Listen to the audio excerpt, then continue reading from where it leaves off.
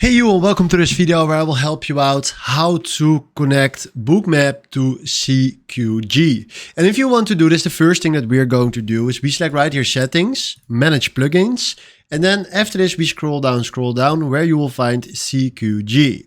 Right now, if I want to install this plugin, he is saying this plugin is not allowed by your license. So you need to upgrade your license for this. So go then to Bookmap, search there for the license. And then after that, what you're going to do is click right here on install.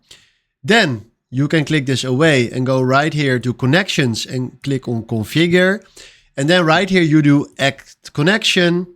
Then you do recreate new connection and then you fill in right here CQG.